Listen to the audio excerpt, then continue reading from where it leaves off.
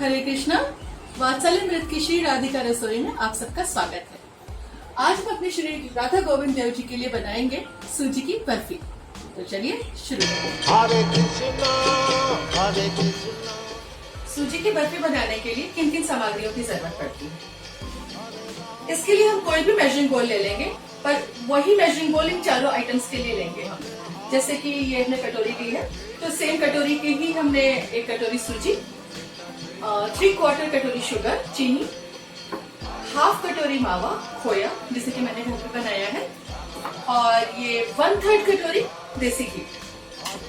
इसके अलावा हम इसमें कुछ कटे हुए ड्राई फ्रूट्स लेंगे बर्फी के लिए, और बहुत ही बारीक कटे ड्राई फ्रूट्स फॉर गार्निशिंग, पिसी हुई इलायची और थोड़ा हरे राम राम राम हरे हरे। हरे कृष्णा कृष्णा कृष्णा हरे हरे हरे राम। हम सबसे पहले पैन को गरम करेंगे थोड़े से लो मीडियम फ्लेम पर, और उसमें डालेंगे देसी घी।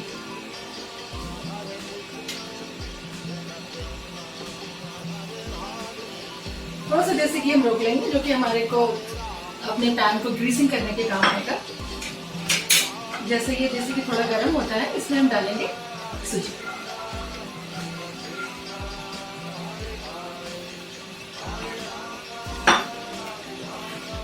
सूजी को हम थोड़ा लो मीडियम फ्लेम पर भूनेंगे।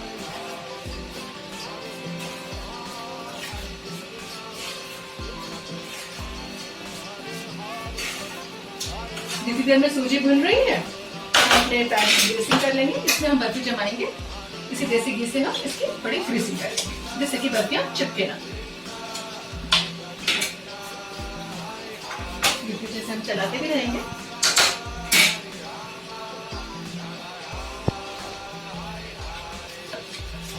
ये जो मावा मैंने घर में बनाया था, इसके लिए कुछ खास नहीं करना पड़ता। बस दूध को लीजिए और गैस पे चढ़ा दीजिए कढ़ाई में, और इसे पकाते रहिए, कंटिन्यूअसली चलाते रहिए, थोड़ा थोड़ा रुक रुक करके। कहते हैं जब भक्ति में हम शुरू में आते हैं तो हमें सिर्फ एक चीज की आवश्यकता होती है, वो होती है श्रद्धा। श्रद्धा से लेकर के फिर हम प्रेम भक्ति तक जब तक पहुंचते हैं, उसमें उस सोपान में कई सारे स्टेप्स आते हैं। जैसे श्रद्धा के बाद साधु संग, भजन क्रिया, अनर्थ निवृत्ति, निष्ठा, ऐसे करते करते हम प्रेम तक पहुंचते हैं। मुझे याद आता है एक बार किसी क्लास में हमारे किसी टीचर ने बताया था कि जब हमारे को श्रद्धा आती है तो हम क्या करते हैं, सब उसको ऐसे समझना चाहिए जैसे कि गैस पे हमने दूध चढ़ा दिया, और वो दूध जैसे जैसे गाढ़ा होता जाता है, और समझिए कि हम अपने भक्ति में आगे बढ़ते जाते हैं। तो बस वैसे ही जब भी मैं खोया बनाती हूँ तो मैं वही सोचती हूँ कि हमने दूध को गैस पे चढ़ाया, और धीरे धीरे दूध की सारी इम्प्यूरिटीज, उसके अंदर का वाटर, सभी कुछ इवेपोरेट होकर के निकलता जाता है, और अंत में जब वो सांद्र हो जाता है, गाढ़ा हो जाता है, तो वो बन जाता है खोया। जैसे कि हमारी भक्ति जो है शुरू में श्रद्धा से आरंभ होती है और सांद्र होकर बन जाती है शुद्ध प्रेम भक्ति, जो कि हमारा फाइनल डेस्टिनेशन होता है भक्ति में। अभी हमारा सूजी काफी हद तक भुन गया है, आप इसे देख सकते हैं। हरे कृष्णा कृष्णा कृष्णा। अब मैंने गैस को बंद कर दिया है, और हमारी सूजी पूरी भुन के तैयार हो गई है। आप इसे देख सकते हैं। इसे अब हम एक प्लेट में निकाल लेंगे।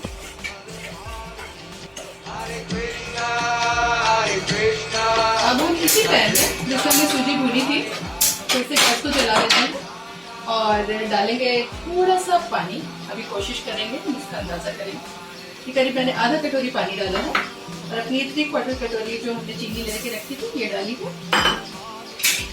इसको स्टर करेंगे। ये कंसिस्टेंसी ठीक लग रही है। हरे हरे हरे कृष्णा कृष्णा कृष्णा हरे हरे हरे राम राम राम। अब ये हमारा पानी खौलने लगा है, और चीनी इसमें पूरी तरह से घुल गई है।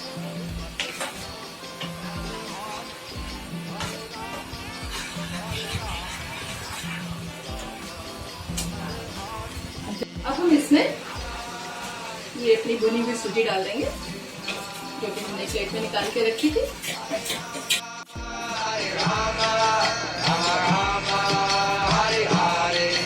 हरे कृष्णा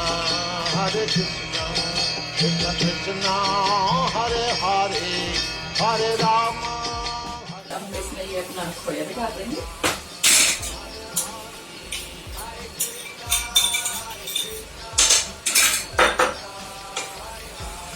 तो अच्छे से मिलाएंगे, आंच तेज रखेंगे, फ्लेम अपनी फुल पे। इसको अच्छे से मिलाते हुए जो हमने ड्राई फ्रूट्स काट के डाले थे रखे थे वो भी डाल देंगे इसी में।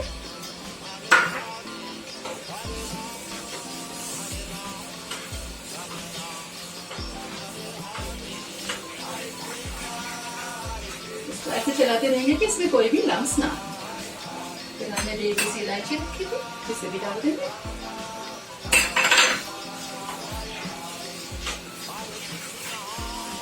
और ये हमारी बर्फी ऑलमोस्ट बन करके तैयार हो गई है।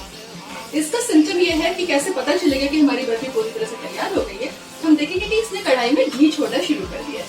हम देख रहे हैं पैन की साइड्स में इसने घी छोड़ना शुरू कर दिया है। तो अब हम गैस बंद कर देंगे।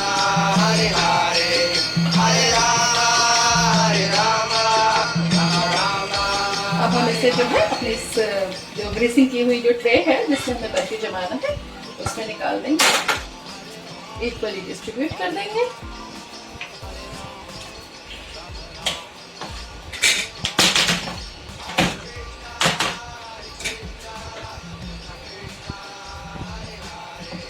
इसको थोड़ा टैप करेंगे जिससे कि इक्वली डिस्ट्रीब्यूट हो जाए। और फिर अब हम इसमें जो ये बहुत बारीक कटे हुए ड्राई फ्रूट्स डाले थे, पिस्ता और बादाम, ये हम ऊपर से डेकोरेट कर देंगे गार्निशिंग के लिए। Hare Hare Hare Rama Hare Rama Rama Rama Hare Hare Hare Krishna Hare तो डालने के बाद थोड़ा सा जो हमने ये पानी रखा था उसको अपने हाथ में लगा करके तो थोड़ा सा दबा दें। Rama Rama Rama Hare Hare Hare Krishna अब इसे थोड़ी देर के लिए ठंडा होने दें। जब तक हमारी बर्फी ठंडी होती है, चलिए तब तक मैं आपको एक कथा सुनाती हूँ। ब्रह्म वैवर्त पुराण में इस कथा का जिक्र है कि हमारे दक्षिण भारत के प्रतिष्ठानपुर नामक एक ग्राम में एक बहुत निर्धन ब्राह्मण रहता था। वो ब्राह्मण निर्धन जरूर था, लेकिन उसकी भगवान में श्रद्धा बहुत ही प्रगाढ़ थी। और हमने जिक्र किया था अभी कि भक्ति के लिए सबसे आवश्यक क्या है? श्रद्धा। तो उसकी श्रद्धा भगवान में बहुत ही ज्यादा अटल थी। वो निर्धन था परंतु उसे भगवान से कोई शिकायत नहीं थी। वो सोचता था, वो जानता था कि वो कहता समझता था कि उसके पिछले जन्म के कर्मों का परिणाम है कि कुछ ऐसा है जिसकी वजह से इस जन्म में उसके पास ज्यादा धन भगवान ने नहीं दिया है। परंतु जो भी उसकी सामर्थ्य थी वो भगवान की बहुत अच्छे से अर्चना वंदना पूजन करता था और समय समय पे मंदिरों में भी जाता था, वहाँ पे कथाओं को भी सुनता था। तो एक बार वो किसी मंदिर में कोई कथा सुन रहा था। उस कथा में बता रहे थे कि वैष्णवों को कैसा आचरण करना चाहिए। उसी कथा में उसने सुना कि वैष्णव जो है वो मानसिक रूप से भी भगवान की सेवा कर सकते हैं। वो बड़ा प्रसन्न हुआ, कहता ये तो बहुत अच्छा है, अब तो मैं भी मानसिक रूप से भगवान की सेवा करूंगा और खूब अच्छे से करूंगा, राजसिक ढंग से करूंगा। अगले दिन वो भोर में उठा, नहाया, उसने नदी के किनारे आसन बिछाया और उसने बैठ गया और उसने जो है अपना योगाभ्यास द्वारा जो है अपने मन को, अपने ध्यान को उसने केंद्रित किया। और ध्यान केंद्रित करने के बाद उसने भगवान में अपना ध्यान लगाया और उसने फिर उसके बाद अपने मंदिर का इमेजिनेशन करने लगा। अपने मंदिर की सफाई की, अपने सोने चांदी के पात्रों में भर भर के सारी नदियों का जल लेकर के आया और सारे जलों से उसने सारी नदियों के जलों से उसने भगवान का अभिषेक किया। उसके बाद भगवान को बहुत सुंदर सुंदर वस्त्र पहनाए, सोने चांदी के आभूषण पहनाए, फूल फल अगुरु आदि चढ़ाए और भगवान की आरती की और इस तरह से वो बहुत प्रसन्न हुआ। अब ये उसका रोज का क्रम बन गया। रोज ही भगवान की अच्छे से सेवा करने लगा, मानसिक रूप से राजसिक सेवा। एक दिन उसकी इच्छा हुई कि क्यों ना आज मैं अपने भगवान को खीर बना के खिलाऊं। ऐसा सोच करके उसने अगले दिन फिर वही सब किया। उसने फिर भगवान को मंदिर साफ किया, नहलाया, अभिषेक किया, उनको अच्छे अच्छे कपड़े पहनाए, आभूषण पहनाया और उसने फिर चूल्हे पे भोगा बनाने की तैयारी करने लगा। उसने दूध चढ़ाया, दूध में चावल डाला, चीनी डाला, ड्राई फ्रूट्स डाले, चढ़ाया, पकाया, खीर तैयार हो गई। जब खीर तैयार हो गई तो उसने उस खीर को भगवान के पात्र में, भगवान का जो बर्तन था जिसमें वो ऑफर करता था, उसमें डाला। डालने के बाद उससे ऐसा फील हुआ कि खीर काफी गर्म है। भगवान को कोई भी बहुत गर्म चीज हम लोग नहीं ऑफर करते हैं कि वो कैसे खाएंगे इतनी गर्म चीज। तो ये सोच करके उससे वो ठंडा करने लगा। अब वो देखना चाहता था कि वेदर इट इज रेडी और नॉट, भगवान को ऑफर करने जैसी हुई है कि नहीं। तो ऐसा देखने के लिए उसने खीर की कटोरी में उंगली डाली तो खीर काफी गर्म थी और उसकी उंगली जल गई। उसने फटाक से उंगली बाहर निकाली, उसने आवाज निकली उसके मुंह से, आग, और उसकी आंख खुल गई।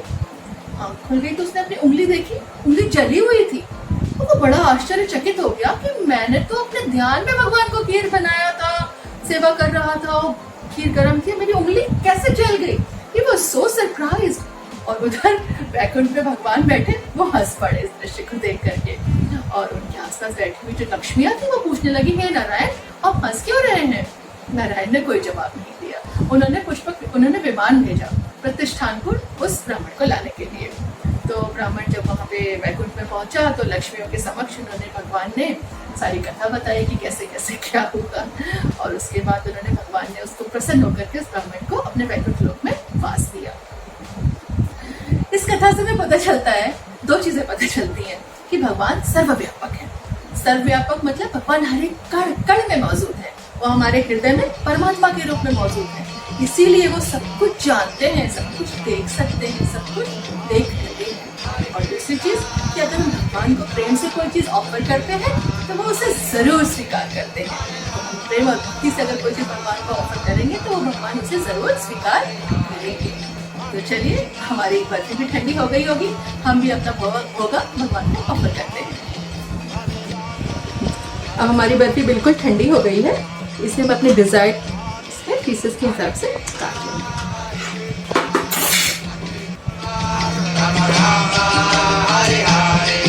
Hare Krishna, Hare Krishna, Krishna Krishna, Hare Hare, Hare Rama, Hare Rama, Rama Rama, Hare Hare, Hare Krishna, Hare Krishna।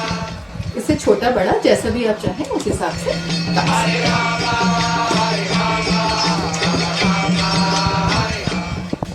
तो हमारे भगवान की प्लेट तैयार है। इसमें हमने तुलसी पत्र डाला है। भगवान बिना तुलसी पत्र के भगवान को कोई भी चीज ऑफर नहीं की जाती है। तो चलिए हम इस भोगा को भगवान को ऑफर करते हैं। Hare Krishna, Hare Krishna, Krishna Krishna, Hare Hare, Hare Rama, Hare Rama, Rama Rama, Hare Hare, Hare Krishna, Krishna Krishna, Hare